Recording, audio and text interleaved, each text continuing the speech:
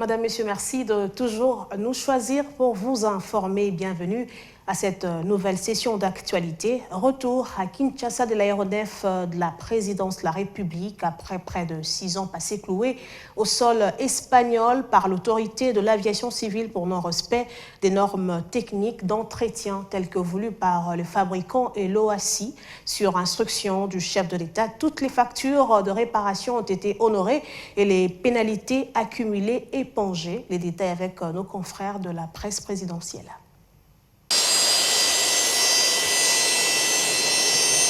Le Gulfstream 4 battant pavillon congolais est de retour sur ces terres congolaises après près de 6 ans d'immobilisation forcée en Espagne.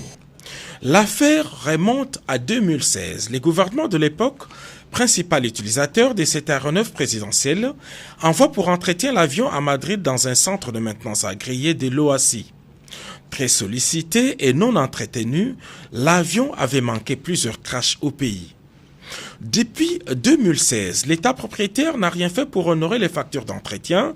Bien au contraire, les charges financières se sont accumulées, jetant un discrédit sur la République démocratique du Congo.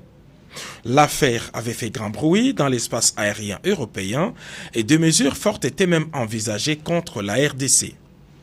Sur instruction du président de la République, Félix-Antoine Tshisekedi Tshilombo, les directeurs de cabinet Gulé Niembo avaient mis en place un groupe de travail autour des services logistiques présidentiels pour suivre de près ces dossiers et ramener au pays ce bien de l'État sabordé.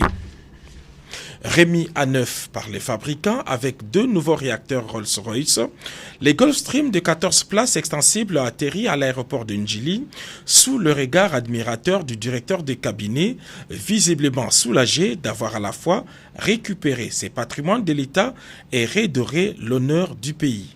C'est une joie, c'est une fierté pour un pays.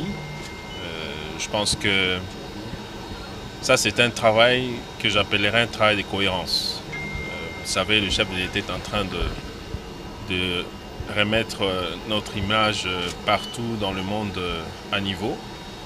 Et je pense qu'il était de notre devoir, pour ce qui nous concernait, à partir du moment où nous savions que nous avions un dossier à gérer, dans ce cadre-là, il était, comme j'ai dit, de notre devoir de faire en sorte que les paroles puissent être matérialisées par des actes. Et ça, c'est un acte qui correspond à cette image-là que nous voulons pour à l'extérieur de notre pays.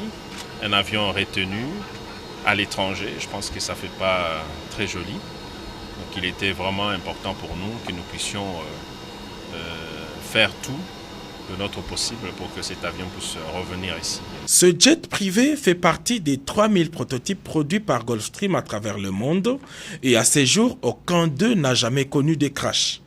Il vient renforcer la flotte aérienne de l'État congolais pour l'itinérance en province et partout où le devoir d'État l'exige.